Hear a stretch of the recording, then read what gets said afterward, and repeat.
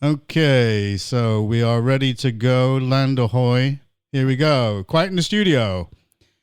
3, 2, 1.5. Well, good evening, ladies and gentlemen. And it's another action-packed issue of the Quirky 4. What can we say? I am your host, Ab Fab, a.k.a. Jonathan Starkey, and as always, I am the life of the party and the person you want to have by your side when you need a good time. Isn't that right? You can clear a room in 30 seconds when he arrives at a party. And next we have Statsman, a walking encyclopedia of numbers, a master of statistics, and the guy you want on your team when you're trying to win an argument or a game of Trivial Pursuit. Say hello, Not Stats. getting him a girlfriend though, is it? Shut up, you. Go ahead, Mark. Say hello. Hello. How are we? All right. Yeah, I think we're pretty much we're okay. Not bad at all. I'd like to say hello to the listeners too. Indeed. And the third part of the Quirky 4 on the list is the Gazelle, the fitness fanatic, who can run circles around the rest of us. He's always up for a challenge, whether it's a marathon or a game of Russian roulette, and he'll inspire you to get off the couch and start moving. Won't you, Gazelle? I certainly will, and what an introduction that was, sir. Thank you. And last, and most certainly the least, we have Raven, the mysterious and enigmatic member of this group. He's the one who always has a secret or surprise up his sleeve, like locking his wife out of the house. And you never quite know what he's going to say or do next. So, everybody, buckle up, grab your favorite beverage, and get ready for this hangout with this dynamic crew. You never know what's going to happen. Well, I do, because I planned it. So there. All right. Everybody okay? Yes, I'll just say hello, as you didn't invite me to do so. I know. So hello, listeners. Hello, gentlemen. You know, I'll just introduce myself and finish off at the end. I've said for months that Raven's a member. I'm chopping What can that I off. say? It's as usual. That's all I can say. Everything is as usual.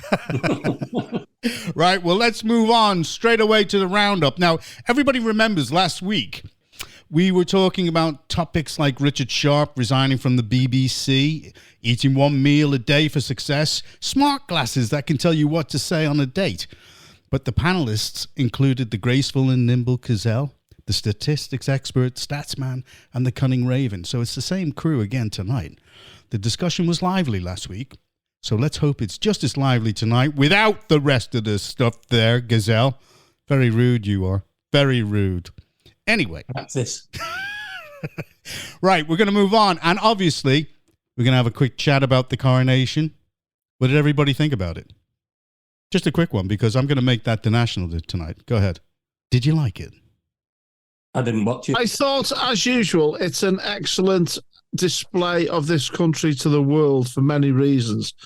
Nobody can put on a show like us. I won't go into too much detail now, but yes, it's a great spectacle. It's what we are as a country, but I have reservations as to the oath and how we're going forward as a country.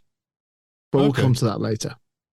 Well, anyway, there were follow-up stories about that, which I'll discuss later on. Apparently, there are 2/3 of Britons less proud of the UK than 5 years ago and feel the country is in some form of decline. Wonder why. Well, okay, well, just to give you a brief on that, it's a YouGov poll, and it was conducted on behalf of advertising company Saatchi & Saatchi, and they found that 2/3 of Britons are less proud of the UK than they were 5 years ago, with 68% of respondents feeling that the UK is generally in decline. Over half of those surveyed said the standard of living was worsening. Anybody's standard of living going worse? Living going worse? Well, I think it is for everybody, but there's a number of points to sort of those views being expressed, which is also to do with our culture and history and identity, and also an issue that me and Mark have been particularly talking about a lot recently, which is our constitutional rights and freedoms. Yeah. Now, that is absolutely serious. That's fundamental to what this country is about. And I've got a couple of little interesting points to bring in later on about, as a little follow-on about a couple of things we were talking about last week. One is very interesting, actually. It's a little quote. It's a piece from the Bible, and it's very relevant, actually. Okay, well. It was Saatchi and Saatchi who commissioned the YouGov poll, and it also falls in line with the think tank, the Resolution Foundation, which also found that 2022 was a disaster for UK living standards. Got any comments on that, Stats? I've got a comment on it. Is your name Stats? Oh, sorry. I didn't say that bit. I'm doing that on purpose. I'll let him go on. Yeah, we'll let the Gazelle go. Yeah, I'm listening to that, and I hear people daily saying, every single day, this country's finished. It's finished. They've That's a had bit enough. depressing. We're battered. We're battered from every single angle. Well, We not the drive, small, we're tiny, battered. deep state cohorts aren't battered. They're not battered. They're doing quite well. We taxed. I was looking at a graph today. The take by the government, and it's a take, it's a steal, if you want to put it that way. I'll put it that way. The take is going into billions and billions of tax returns. The tax returns for the government, they're increasing at an incredible amount yearly. We're taxed, we're hammered. If you've got a car, you're hammered. You can't drive. You can't afford to drive anywhere. Yeah. Your council tax is going up. Your rents are going up. Everything is going through the roof. Yeah. No wonder we'd be depressed. The roof that you cannot afford to get fixed. You cannot afford to get fixed. Totally agree with you. This country, and I'm adding to it, this country's finished. All right, okay. That's a depressing note there from the Gazelle. No grass to chew on there. And we're going to go straight through to Stevie, the Raven, the man who has the flag of the Jolly Roger behind him. Yes, okay. Arr. You are. Arr. Yes, gentlemen, it's interesting. We're talking about the state of the finances, which are clearly affecting everybody. But that is a result of fundamental wrongs in this country. The very foundations upon which we were once built, namely the morals and the ethics and the standards that we once set, affect every single area of our life. Yeah. And so we're talking at the moment here about, the cost of living and the effects of all of that across the board to everybody. I say everybody, it's mainly the lower paid. Let's face it, they're taking the hit. But the bottom line is all these are policies which are mainly driven by greed. They're mainly driven by looking after the higher echelons of society. And these are just a byproduct, if you like, of fundamental wrong thinking. The lack of morals and the lack of direction, the lack of ethics, and the liberalism which now facilitates anything goes culture. I have a massive concern in relation to the fact that there are now elements of our country which I'm ashamed of. That's a biggie for the Raven to say. This is the man who is normally known as the Patriot. Go ahead. Well, it is actually very strong statements. I agree, Jonathan. And the reason I say that is, and we've covered this many times, all of us in various formats over the past 2 years on and off. As a nation, I bring it up again. We don't do anything about serious crime. We don't do anything about burglary. And we don't do anything about issues such as child rape. We don't do anything about rape. We let serious offenders off, and if they do get any kind of punishment, it's so ridiculously poor. It's pathetic. It's appalling. So I am ashamed that as a direction this country is taking, it is unacceptable. It is morally indignant. It's appalling to me. So you're morally indignant. Is that going to be your new nickname? Raven, the morally indignant Raven. Well, I think, the indignation in this country towards any kind of supposed justice and our Constitution, our Bill of Rights, and everybody having the right to justice, etc., is disappearing. And we now have victims of serious crime who are let off. We have a situation where truth is now seen as lies and lies are seen as truth. Yes, and the politicians are failing to lie convincingly. Over to Stats. Go ahead, Stats. I'm just going to be honest and say they're useless. I mean, I was looking at something before. They brought a new law in last year to make entering the country illegally 4 to 5 years in prison. But then they say, well, we can't really enforce the law because we'd be too busy. What kind of sham is this? I mean, what's the point of these people in charge? They're turkeys, aren't they? Talk about enforcing the law. And before I give way to the Gazelle, 260 migrants arrived in the UK over the coronation weekend. What was the first thing the migrant said when he hit the UK shore? Money, money, money. No, he turned around and said, God save the king. He said, are we late for the coronation? That was the first thing that they said. Do you know what? Just before Trev comes in, if you actually made an example, and I don't know, the next boat that comes over, put them all in jail for 4 to 5 years, that might stem the flow a little bit. Well, if they enforce the law, yeah. Well, over the weekend, they can't, so what was the point of it? In total, during the week, 603 migrants arrived in the UK. And so far, in 2023, 6,549 asylum seekers, not economic migrants, have actually entered the country. They've crossed the channel. How many was that? 6,500? 6,549. And they crossed in about 156, 156 boats. And what can I say? Mark's right, if they're not enforcing the law. Anyway, Trevor, we're going to give way to you. You were going to say something, sir? Yeah, it was just a point I keep picking up with Steve there. He keeps mentioning Essex. It's not Essex. It's all over the country. Yeah. Also, isn't it strange that... Yeah, I know. Isn't it strange? Rishi Sunak defends the Met Police over the coronation arrests.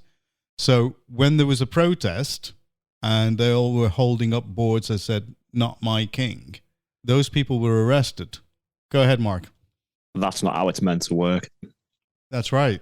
English law doesn't work like that. The arrest of these protesters who haven't committed a crime is a prime example of what we're talking about. It's meant to be a common law right, is it not? If you can't protest peacefully, then I don't hold up much hope for, being able to petition the king as per our constitutional right. The Bill of Rights says that it is the right of the subjects to petition the king, and all commitments and prosecutions for petitioning are illegal. And apparently they've got it on video. There was someone there filming, and they asked the police why they've been arrested, and the answer was, they're under arrest, end of. Now that's shocking. And then he walked off. Yeah. These protesters had actually liaised with police and promised they'd be peaceful. And to my knowledge, there was no previous for being disruptive. So it feels like tyranny again, doesn't it? Yeah, it's something not quite right. And the fact that people can't protest this, that just clarifies it. Yeah, although we all support the monarchy and the way that they operate in this country, we support that. But what we don't support is the lack of adherence to a consistent set of rules. So stopping those people from protesting was the wrong thing to do. You can't pick and choose. That's right. Can and can't protest. But we've seen this before. So our fears have now been confirmed even quicker than we actually thought with these laws, because this is an overreach and a half, and this is abusing this. It makes it very clear that the police have been politicised. Well, it was conveniently rushed in, wasn't it, for this, when it was actually the climate morons. But you're already seeing now within a couple of days how they're abusing it. Yep. Or was that what it was for anyway, Quick one there from the Raven. Go on, Raven. Quick one. Yeah, it's a very important point, this, actually, because a police constable undertaking their oath at the start of their day, which is what they are supposed to do, undertake that oath to apply the law if the law has been broken. And if they are found to be acting unlawfully, i.e. making arrests as such, when there is no evidence to justify making an arrest, and it is an unlawful arrest, they are actually liable because they are not covered by their bond. The very fact that we have police, and I think I saw the same video that Mark is referring to when, they're going to get arrested, end of, etc., as Mark was saying. I saw that. It's actually very worrying that we, as a country, are heading down that route. We're supposed to have fundamental constitutional rights where you can only be arrested, providing, of course, there is sufficient evidence to present to a court that you've actually broken the law. It doesn't appear to be the case.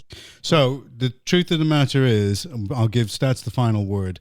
We believe in the institution of the monarchy, but we also believe in the right to protest. Final word on this, Stats. Go ahead. It's just all a sham, isn't it? These public officials take an oath to the king, and in turn he takes one to protect our rights and freedoms, and none of it happens. So it's all just for show. Very expensive one, may I add. Yeah, very expensive. Okay. Royal Mail chief to leave. Simon Thompson, the chief executive of Royal Mail. You remember the guy that went before the select committee and he got absolutely trounced. I mean, he was completely and utterly embarrassed. He's leaving, and he's in advanced talks to leave the company amid a bitter fight with union bosses over the future of the business.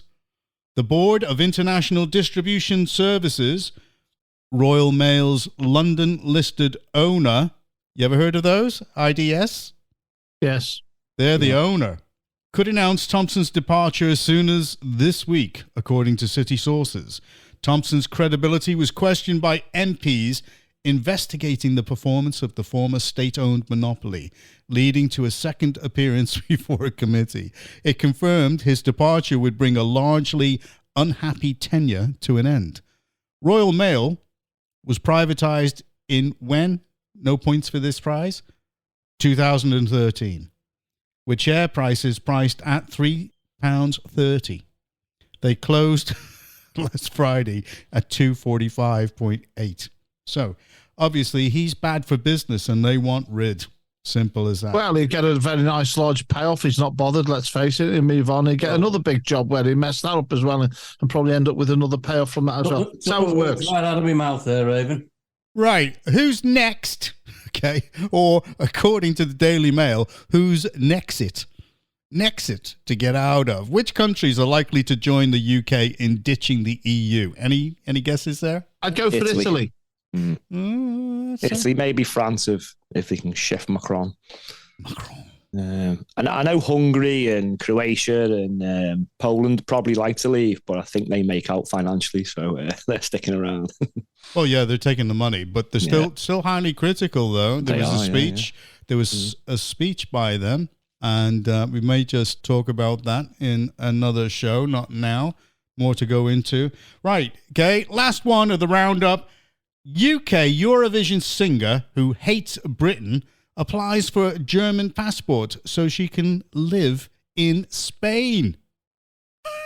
So this is our representative in the Eurovision Song Contest.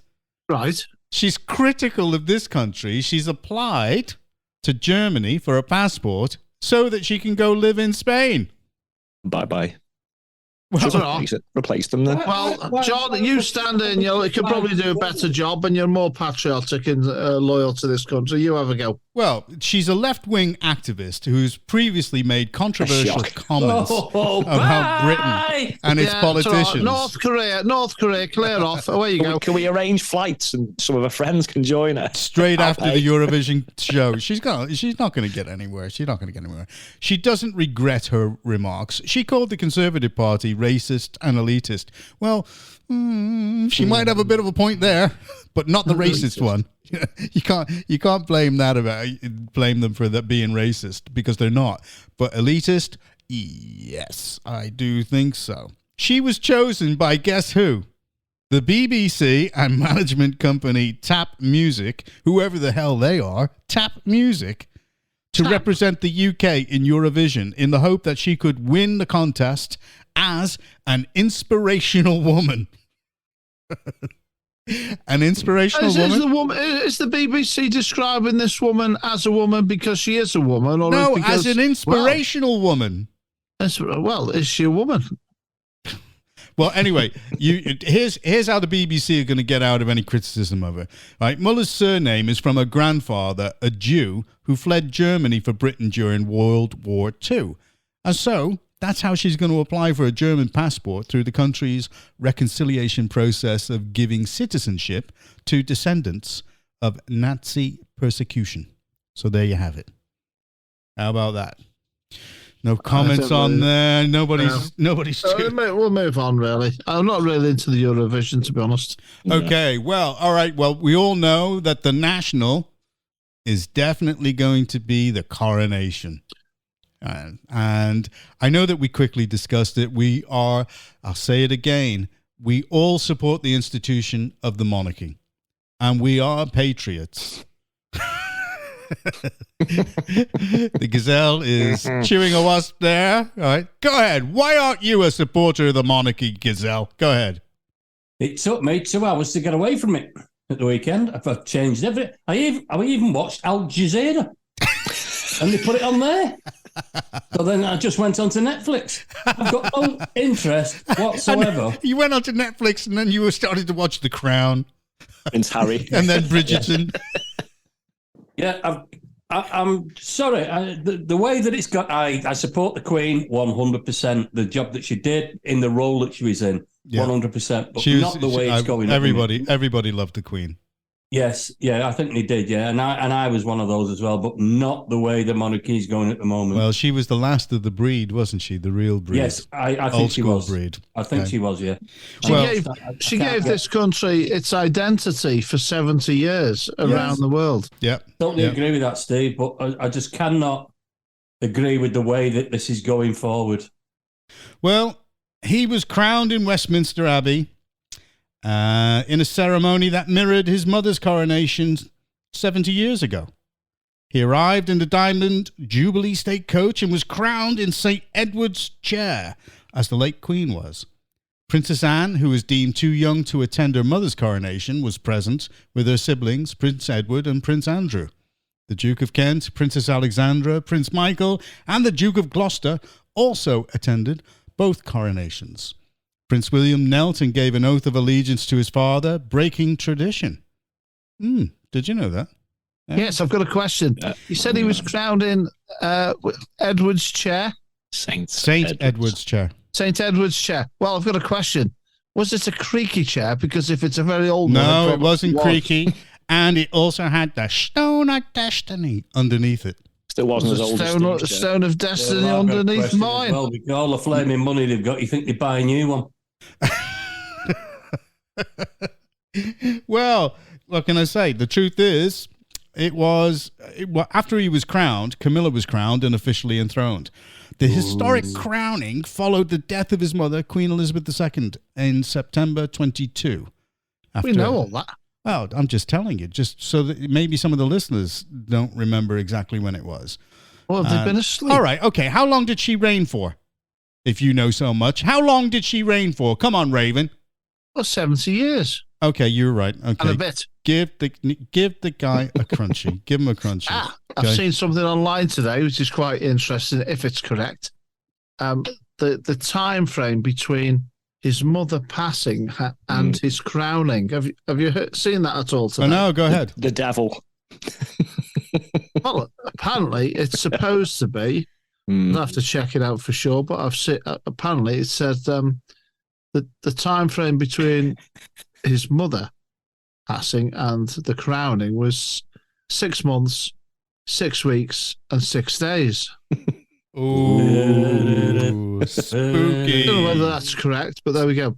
Well, what did you think of those comments that were made by that woman, that actress from Bridgerton, Adjoa Andoh?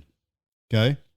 I've not heard, I've not seen this, but go on. Well, basically, the BBC are facing a backlash because she went on the radio because what she actually said was that the balcony is really white. Oh, yes, I did. Yes, I saw that. Yes, I know what you're referring to now. I thought it was quite appalling, really. You know, this country is what it is. I'm tired of having these discussions about our long-standing heritage and everything. We can't just sort of balance everything out with statistics and make everything presented as though it's a reflection of a society which isn't a true reflection of our society. And our family is what it is, royal family that is, and our heritage and everything else is what it is. So I'm sick and tired of people running the country down, actually. Yeah. Well, that's what she said. She thought that the balcony was a little bit too white. Go ahead, Stats. Hey, don't knock statistics, Steve. Well,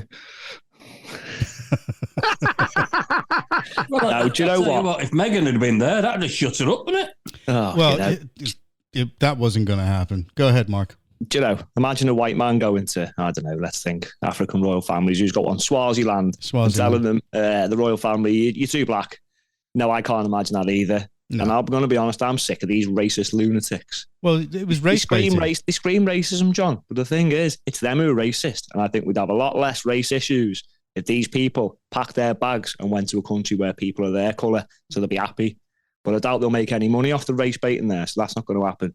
But I reckon we should start prosecuting these people now, or use their tactics. Let's cancel them. Let's say you're never working on TV again, my love. Let's see how they like it. Yeah. Make sure she doesn't have a bank account, or make sure she can't rent a home and she has to go and live abroad, like some Katie Hopkins and people got to live like that. Yeah. And they're not racist, so why not? This is actually really infuriating me now. Yeah. These people, totally they're born here or they come here and they just disrespect our country.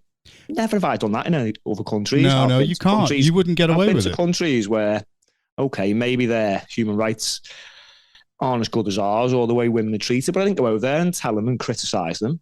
No, I get it. Did what they did. Well, you see, afterwards, the BBC gave an interview, and it was Paddy O'Connell, and basically, well, he was even. I mean, he made a stupid comment. He suggested that the national anthem, "God Save the Queen," should be replaced by a new song that's more inclusive. Land of Hope and Glory. Well, yes, we've got that. Jerusalem. More inclusive. More inclusive. Well, that'll be a rap song then. How can we be inclusive when these people are so divisive? It doesn't work. Oh, I'm sick of it. Go on, sorry. Well, sorry, but just throw something into the mix here. Why does everything have to be seen to be inclusive? The heritage of the country is exactly what it is, and that's it. Well, in 80, why do we have to bend it into something it's not? You don't. We're suffering a virus at the moment where minorities feel that they can just get away with saying anything that they want. It's weak leadership again, John. Same in these universities. The principals and the teachers should be like, "Oh, shut up for speaking, end of." And our police should be like, "Shut up." And our politicians should be like, "We've had enough, quiet, it's our country." But they're all weak and they bend over backwards. No, they won't be when you get stammering. Do you know what? I'll tell you what, they might out-conservative the Conservatives. It's not hard, is it? Well, he turned around to this actress and said, you've not done anything to apologize for.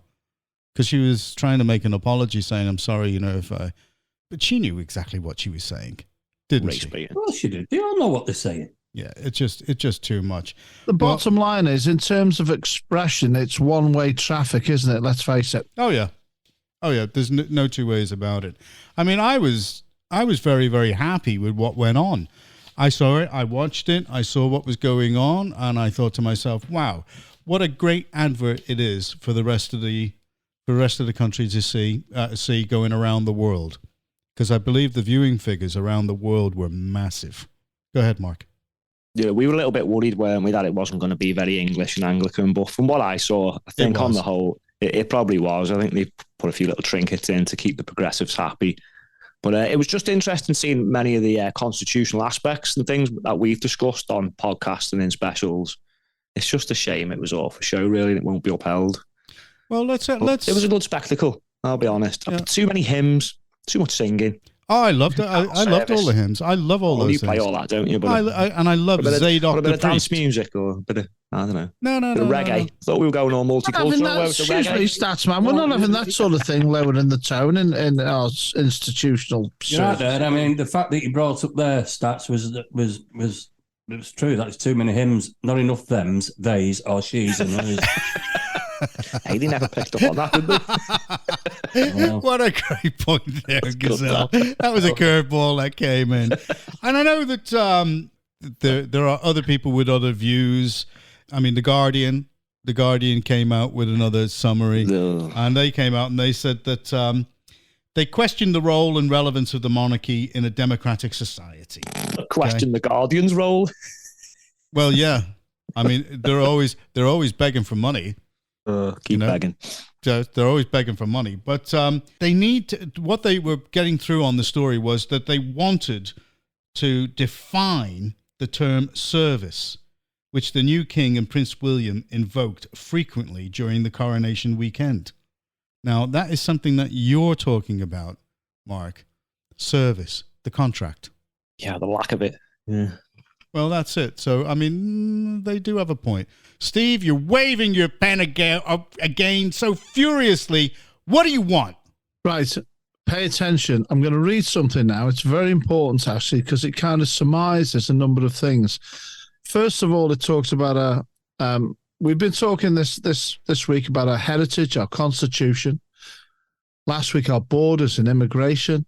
We've been talking about the lack of moral standards and ethics are falling away from lots of things. And we were also talking last week about protecting our heritage by way of using the churches and returning to our traditional ways and lots of other things. So we mentioned the use of churches and the very essence of what we are as a country. I came across this and I thought it was very apt because it kind of mentions in this a number of things in terms of where we are at as a country. Do you like your music in the background? And I came across this, just bear with me a second. This is from the Bible and this is from Deuteronomy 28. And it says, foreigners who live in your land will gain more and more power, while you gradually lose yours. They will have money to lend you, but you will have none to lend them. In the end, they will be your rulers. And it talks about, I won't read any more, but it goes on about the falling away from God, morals, standards, and ethics, and the loss of your very identity as a nation. And that's in the Bible. I came across, and I thought it kind of surmised a lot of the things that we've been talking about, particularly over the past 3 weeks. Is that from the Book of Enoch Powell? No. The Book of Enoch. Never will it happen, not in Cheshire. We will maintain Cheshire. Won't we, Mark? We will stand by, and I will say this, Jonathan, and you make a very good point, perhaps in a slightly... We're going to build a wall! Why? Well, that's plan B. And we're going to make that wall great. We're going to build a wall. We will actually defend Cheshire, let's face it. The last bastion of Englishness. We've got one, it's called Chester Walls. We've already got one. Oh, gosh. Hey, what do you think, by the way, of the Liverpool crowd booing whilst the anthem was... there are played? reasons behind that. Well... They should be able to say whatever they want. They should be able to sing it, not sing it, boo it, not boo it. Oh, yes, I'm just asking you viewpoint, really. But talking of that, I came across this again today. I'll just read this out. This is a little kind of relevant point in relation to... He's hogging again. Gazelle, he's hogging again. He is a little, just wait a minute. Relevant, he keeps mentioning. A little relevant. It's a baby elephant with big ears. Well, Liverpool like to sing certain things. They didn't want to sing the national anthem, but they do sing, that famous song that You'll Never Walk Alone. Great song. Anyway, it says here, I came across this today. It reminded me of the Liverpool anthem. And it says, did you know that the actor Yul Brynner was a lifelong Liverpool fan? And he never wore aftershave in his life. That's right. Yul never wore cologne. That is a definite dad joke. There's no two ways about it. That's a definite dad joke. Anyway, right? Well, so wrap it up. Our whole feelings about it. It was a great show. Yes, some reservations. I'd like us to return to some proper tradition in terms of maintaining the constitutional rights for the people they have and our borders and our heritage, our Christian heritage has to be protected. Does anybody know how to actually, what the mechanisms are for complaining to the king if he doesn't actually adhere to the contract that he took an oath to uphold? Go ahead, Mark. I've already said that one, the Bill of Rights. You're allowed to petition the king. And it's been done before. It was done in America when they were unhappy about some stuff, and that led to the American the war when they with the war we lost. But anyway, move on. The War of Independence. Yeah, that one, yeah. Yeah, well, I've been trying to contact him on TikTok, but I've not found him yet. I know somebody who's tried to do it before and Do you think got Elon? arrested. Do you think Elon will give him a blue tick, Oh, yeah. or his own gold crown? Oh, little gold tick he'll have. Little gold tick. No, he's got to have a crown. He's got to have a gold crown on Twitter. What do you think, Charles? He did that. Let's put a sausage in his bio. The one and only.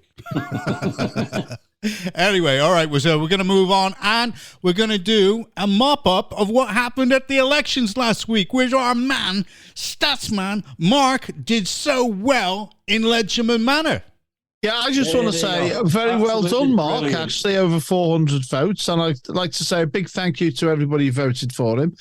But actually, what Mark did, which is what we said last week, he gave people an opportunity to vote for something different and a different candidate with different policies. Well done, Mark. Great result. Mark, are you going to thank Steve for all those leaflets he delivered? Yeah, cheers, I was Steve. busy. That's strange. Maybe next time, eh? Yeah, maybe next time. Oh. But if I go for MP, there's going to be quite a few more for you to deliver. Yeah, that's right. Okay. And me and Mark are going to go as a double act for MP in the town. We're going to be MP1 and MP2. That'll be our car registrations. I'll be MP3. Oh, yes. And Trevor will be the film buff, MP4. Gone on my head that I don't do any of that techno stuff. So Mark, you were involved in it. What did you feel about the whole process? I mean, to be honest with you, I have to say that the whole crew at the press department there and all the people that were handling the election, they did a great job. They were fine. It was a little bit slow in certain areas. Okay. Yeah, I can't understand. Sorry, knocking me mic. I can't understand why in some areas they're done and dusted on the night. Yeah, this dragging this out until the next day thing. It's not good. You can get this wrapped up. I think they just need a bigger venue so they can count them and more staff maybe. I don't know. Well, the overall turnout. The overall turn. I understand what you're saying. The overall turnout was not good. 36.1%. Yeah, that's not good. It's shocking, really, isn't it? But then again, there's no one to really vote for. So what do you expect? Everyone's fed up. And the biggest bottom line is, and I'll come to you in a minute, Raven. The biggest bottom line is that now the Labour Party have control of the council. Yeah, sadly. They have the necessary majority to do that. So, what can I say? Steve, go on. Shut up. Yeah, I thought welcome to our 2 billion. Get in there. I thought the turnout was pretty much an indication of the disillusionment with British politics. In the area I live, there's supposedly a lot of issues which people are very unhappy about, but the turnout was just under 25%. And out of 45 wards, the Blacon ward was the 5th lowest turnout, which I found quite shocking, to be quite frank. I find it rather frustrating in many ways that an opportunity to express a democratic decision is not taken up by more and more people. In other parts of the world, people are dying, fighting for the right to have this. Yeah. So that's the first point. Secondly, I also want to say that you've just brought something up about the process. And yes, it was very well conducted at the count, as is normally the case. But I have to say, very strongly, I have concerns because these ballot boxes should not be taken from polling stations and left wherever they're left and then addressed and dealt with the following day. They should be secure. They're taken straight from the polling station. Well, and they should be dealt with there and then. How do you know that they weren't actually secured at the venue in which they were going to be counted? I think they are. I've actually questioned this. I questioned this with my Warrington Borough Council. Okay, go ahead. I went right to the top to Mr. Broomhead, Sir Professor Broomhead. That guy is so fat. I'm telling you. Yeah, and I actually sent him an email. I said, I'm just questioning why you're leaving these until Saturday. Ours was Saturday from Thursday. Wow. And he said, look, all this has been passed and agreed, and it's all within the rules of the Electoral Commission. He said, and we are following. I said, are they kept secure? And he said, well, I'm just telling you that these are within the Electoral Commission. That didn't answer my question. No, and he probably wouldn't. Quick word on that, like, well, how dare you question me? Yeah, I don't know. I mean, listen, don't take anything from that guy. He's, in actual fact, I mean, he's good for you because I'm not kidding you, Gazelle. He makes you look like skinny mini. I'm telling you. Skinny mini. I'll take that. And I'm also a bit worried as well. Just make one point why I can that I will make a statement that our council leader, Russ Bowden, was actually he got classed as he got found not guilty of electoral fraud. It was electoral malpractice. He actually got found not guilty. Okay. So yeah, and now I'm a bit concerned about this because apparently he's going to go out and celebrate and spend another $2 billion, which is going to knock us up to around about That's 5. A big party. That's a big party. Go ahead, Stats. You're talking about the votes. They're trying to tighten up the election process by, using ID and stuff.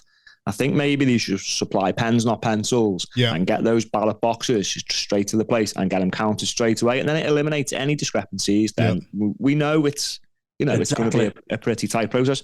Off that subject, before Steve comes in, I was a bit disappointed, to be honest, about the amount of independent seats won across the whole country. Yeah, it was small. It was only 874, and that was down, sadly, by 80. With just one council controlled by independents. So again, we're stuck in this cycle of these political parties. I mean, it appeared to me that Labour still came out to play, but the rest of the people are fed up. Well, now, in my ward, it was a similar turnout to it normally is, about 36, I think, percent. We really need to tap into this other 2/3 of people who don't vote. Yeah, we got to get into why are they not voting? Because they're fed up, but then even when you do give an alternative, some people are still unhappy with that. So, I mean, it appears the result is decisions being made by sometimes just a fraction of the population of Cheshire. And the major decisions, I'm sorry, Stats. They don't vote because of the voting system. Yeah. That's why they don't vote. And every year and every vote, it gets worse and worse and worse because your vote doesn't mean anything. If you don't vote, if you vote something different than Labour in Warrington North, I mean, not quite at the moment, it's not. I must admit that. But in the past, if you vote anything other than Labour, your vote is not counted. It's not heard. You will get nowhere. And this is the problem. And that's why people just say, I can't be bothered voting. It does. It needs changing. As I've just said, you've got a small fraction of the population who are making the decisions, basically, by electing these people. And it's not fair because, as I say, some of these massive decisions are affecting everybody. Like some people weren't able to vote because they were on holiday and other things. Okay, they could have done proxy and things like that, but maybe they're just not that interested. But when a small amount of the population are electing these people, and then you can't even hold them accountable. It's wrong, and that's why I want the public to have more of a say on the major decisions. We're not going to be able to change the voting system, i.e. the first past the post, if we're not going to be able to change that system, then we should make it compulsory to vote. Yeah. And when you make it compulsory to vote, oh my God, you will see some changes. You see, I'm not sure about that. I think in a democracy, you should be given the opportunity not to vote. Yeah, but then that's not helping my problem of getting people out. I'm probably being more flippant there. That if you do make everybody vote, then you will see some changes. But does that mean they can spoil the ballots? You'll get yes, it does. I'm actually in favour of people being made to vote. Yes, I agree in a free society and democracy and choice. But always remember, Mark, there's always those people out there who want to use a democratic process for their own evil ends. And all it takes is enough of the wrong people to sway the vote through malpractice. And if the votes are utilised by everybody, even if they want to spoil it, none of the above, whatever, that's fine. A vote that is used in any capacity removes the possibility of that potential vote potentially being used for the wrong reasons. I just want to come to a very quick point, which has given me an awful lot of pleasure. I am going to mute him. He's trying it on again. Right. All hands in favour of muting him. Patient here. He'll be on your case. He's got a little... We really don't want to know what gives you a great amount of pleasure. That's right. Too much detail. Get on with it then, quickly. I've seen one video. I'm not watching anymore. Right. Now, a while back, for those who don't know, but I'm sure most will, back in July last year... I thought he was going to say back in July 1688. Go on. No, not quite. July last year, I sent a rather lengthy letter by way of email to the Chester Conservative Party chairman, pointing out many things of my experiences within the party and that of my fellow Brexiteers around Cheshire. And I pointed out lots of things within it, how various people were being treated, how the party was operating, what I'd seen and what I'd heard, and what I thought was appallingly disgusting. And as a result, I made a number of comments in that communication, pointing out to the Conservative Party chairman in Chester, Mr. Neil Sullivan, that he was underestimating the influence of a long-established network of Brexiteers in the north of England who can influence the vote. Oh, yes. Now, because the Conservatives, I pointed out to Mr. Sullivan, had not only betrayed the country over Brexit, they were also betraying the people who were actively responsible for really achieving the Brexit and the referendum and winning the referendum. And I didn't like it.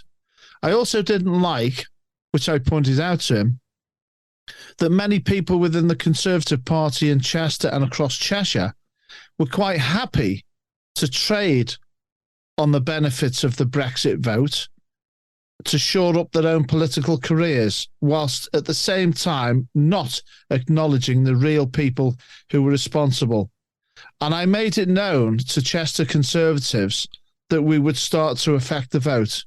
However, after the recent vote this week in the local elections, the Chester Conservative former chairman, well, I'm guessing he's a former chairman, he may still be the chairman, Councillor Neil Sullivan, is no longer a councillor.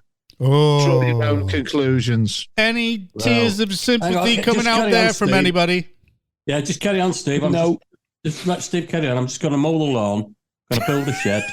I'm going to paint the front of the house. I'll be back in about 3 days. Well, the point I wanted to make was that basically it wasn't a complete whitewash for the Conservatives on the night. I mean, I'm sure stats will have the exact figures, but I worked it out approximately. Labour got 2,500 seats and the Conservatives got around about 2,200, something like that. Now, that's not enough for them to get a majority if there was a general election called.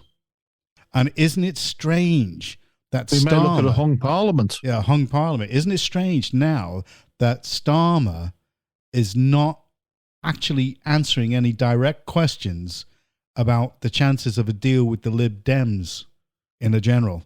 It's as simple as that. He said, I won't get into any hypotheticals. Go ahead, Mark. Yeah, you weren't far off. Labour gained 536 and the Lib Dems gained 405. And that roughly works out around the 1,000 that the Conservative lost. Yeah. So is this just a bit of a protest? And when it comes a general, everyone will be back to, we can't let Labour in, so we'll vote Conservative, and we can't let the Conservatives in, we'll vote Labour. Yeah, we're stuck in the same cycle of crap again, aren't we? You're right, because that's why Starmer is not getting into that argument or making any statements. And also, he is withdrawing from pledges that he made when he was going for the leadership. So it's all up in the air now. They know they haven't got a complete, whitewash, that they would get a complete majority in Parliament. So there you go. Go ahead, stats again. Just remember, this was the last election, local elections of 2019, and who was in charge then? It was Theresa May, and it was a mess then as well, wasn't it? Yeah. So I don't think this can really tell us what's going to happen, but it's going to be close.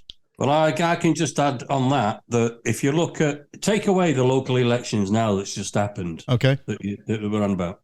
look at the polls in general. The polls in general give Labour like a 40, I don't know, 30% lead in it, something like that. Mm-hmm. It's a massive lead over the Conservatives. And that's as a general election. Yeah. That's not, you take out all the, the protests and, I mean, the Lib Dems, for God's sake. No, but, they got 400. They did well on the night, as they always do. Yeah. But they're not going to form a government. So the point is, when you get down to a general election, they're all going to disappear again and they're all going to vote whatever they're going to vote. And it won't be the Lib Dems. So looking at the overall general election polls, Labour are still massively ahead. Yeah. Massively ahead. Well, there were some surprises, and especially in the local election. I mean, when a Green got in Whitby, that was a surprise. They were opposing the hydrogen village. That's right. So you push things onto people and you get a backlash. That's right. I think Trev's right. I'm not sure the Lib Dems are going to do so well. I mean, even I beat them. And two hard-working councillors in Frodsham, Conservative councillors, they lost their seats to Labour. Now, that was a real surprise, for us when we were looking at that. I mean, I know people listening to say, "Where's Frodsham?" Because everybody will know where Chester is. I can't wait. Quite right. On the day, to the Frodsham Reform candidate. I keep saying on the night because I know. On the night. Yes, you were there covering for Cheshire Matters, sir. I know you were. Yes, I was, and I was speaking to quite a few of the candidates, and I was talking to the chap from Reform. I know that I am Reform. That's why I connected with him. Oh yeah, and he was very, very positive about it. It was his first time he'd stood, which is great. I love that. I love virgins. And this was the first time he'd stood. So no one cuts that bit out. No, but I do. I mean, it just shows that people still are interested. He was talking about political virgins. But of course I am. Yeah, well, why would you? Of course I am. Dirty bunch. Yeah, I'm on about political virgin. No, I mean, it's nice when people actually, again, put the head above the parapet. Same as Mark did as well. I mean, I know he stood before, but the point is, and look at that result Mark got. Absolutely excellent. And Steve, last time I was over at account with Steve, he did excellent as well as an independent for Blake. Well, and this is what we need. We've got to get more people into it. Hopefully his friends will vote, then their friends will vote, and the friends of friends will vote, and we'll start to build it up again. And get away from this flaming negativity that we've got within this. We've got to change the voting system. Blue in, blue out. Red in, red out. Get rid of it. We've got to change it. I think the connection, like you say, guys, is with the massive amount of people so disconnected from politics in this country and what's going on who don't vote. It's incredible. These people. That was reflected in the press that were there. ITV were there, BBC were there, BBC local radio was there, and they all. Cheshire Live were there. Cheshire Live. You mean Cheshire Matters? Cheshire Live. Cheshire Live would have been. Wash your mouth out with carbolic Cheshire soap. Matters were definitely there. Sack him. That was. Bye, everybody. Bye. Yeah, that's right. Show them the door. Out. I do apologise. Is that how you got in? Is it? Yeah. I was actually reading Cheshire Live. That's what it was. Get lost. Now, they all said the same thing. There seems to be behind the scenes. We were just talking shop, so no names, no pack drills. They were saying there is a disconnect, and it seems to be throughout the country. And then they said, well, we've got to go and interview Justin Matters now. And I went, you've got to. I said, I'll interview him for you, everyone. Watch his face if I come up and speak to him. Anyway, so any more to say about that? I mean, yes, Labour got control around here. Quite simply, yes, they've got control, but let's see what our leader, Louise Gittins, is going to do. Let's see if she's going to actually help the people and lower the council tax. Yeah. What do you think? Oh, I love a sense of humour. Well, they're saying what they're going to do if they get in a general, and they're all supporting Starmer. So, Well, okay. Well, you know what time it is, gentlemen. Okay, Stevie, don't go anywhere near the bar because we know that you're not going to put your digital hand in your digital pocket and take out your digital crypto coin and do anything with it for us for a digital pint. So you can just... I'm glad the message has finally it has got through, right? And you know that when we go to the bar, we ain't getting you one. So there you go.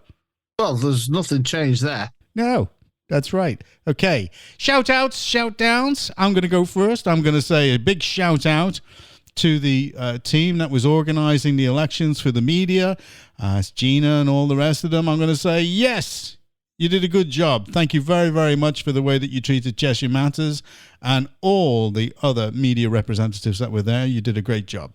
So, next. Who's going to go next? Go on, Me. I'll go.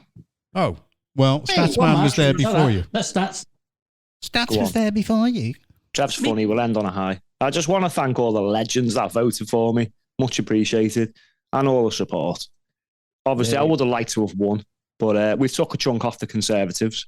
Indeed. Sadly, Labour gained a little bit. Yeah. I wasn't expecting that. No. But it gives me something to build on for next time. Yes. As I say, I've got to tap into the rest of these non-voters. I'd also like to do a shout out to the Green candidate who, as we just mentioned, knocked Labour off in Whitby. Yeah. And a shout out for standing up for what he believes in, or she, I forget now. It doesn't really matter what they believe in, but I'm all for people standing up and opposing stuff. Yeah. Especially when it's forced on people, that I say, which is a big part of my campaign. Standing on what they believe in. I know they probably wanted to stand as an independent, but they got more of a platform with the Greens, and it seemed to work. So fair play. I think we need more of this around the town. There wasn't much of a fight back. That's right. Yeah. Maybe next Yeah, time. I totally agree. Okay, Raven, go ahead. What's your shout out for? And if you say Elaine, I'm going to mute you. No, it isn't actually. I've Okay. got two. First of all, a little. No, quick you've one. got one. You got one. That's it. Right, so, well, apologies to Mark. I was going to give you a little mention again, but It's all right. It's okay. let He's him have heard two. it. Now give I us had the other two. one. Go on, I had well, two, it's mate. obvious, isn't it? Go on. Who? It's obvious. This week's shout out is absolutely mind-blowingly obvious. Oh, it's to me. No, it's me.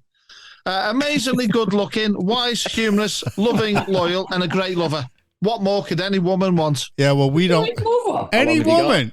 You're married. You can only be one woman. Right? The that's what woman I that mean. you locked That's what I out. mean. Yeah, Irene. Oh, yeah. Well, amazing got lover. what How any does she woman know if would she want. can't get into the house? Yeah, okay. All right. Go ahead. Gazelle. Well, my shout out is exactly the same as yours, Jonathan. It's a shout out to all the staff at the Chester camp for being extremely helpful, hard-working. Yeah, and just want to finish off is life's not a fairy tale. You know, if you do lose your shoe at midnight, then you're just drunk. Fair enough. Fair enough. Well, thank God that's all over. I couldn't agree more. Yeah. So it's going to be a good night. Okay, everybody, here we go. Well, I'm quite happy about that podcast. I know it was a little bit more serious in certain areas than others because we were talking about the coronation and we were mopping those things up and we were talking about the election results of what's going on. And we know that the Raven likes to hog. So you're going to get to say good night, and that's it. Go. No, goodbye, everybody, and have a nice week. And it's a good night from Stats. Go ahead, Stats. Good night. Can I just add, I think the coronation next time needs a bit more class. I think it was missing Diana. I've actually discovered the real reason she divorced Prince Charles. Okay. Because she actually found out that not all rulers have 12 inches. Oh! That was a bit below the belt. It certainly was. If it's 12 inches. Say good night, Gazelle. Good night, everybody, and I'm leaving on the jet plane. Oh, yes, you're going away. Oh, Where are you going? I'm going to Greece to... I'm not going to Greece. ask when you're going. We don't want to let go to the anybody know. beach. Well, life's a beach sometimes. Yeah, I'm going on Thursday, so I'll speak to you all next Tuesday from lovely Greece again. Indeed. Oh, jealous. Enjoy that, mate. Yeah. Don't forget, Trevor, I did give you the advice to make sure you got some decent internet connection, unlike him from Korea with his chronic stuff. What are you talking he's got about, set Stats? up. I will be. I will spend 2 days, Steve, looking for a proper internet connection. I would advise a couple of sunbeds before you go, Trev. So when you drop your drawers. Yeah. Everyone's not looking. Well, that's the first. That's Yeah, the he lesson needs I learned 2 sunbeds. from the last holiday that you have to spend, don't go in the third week, as I said before, of your holiday. Make sure you go within the first week to the newly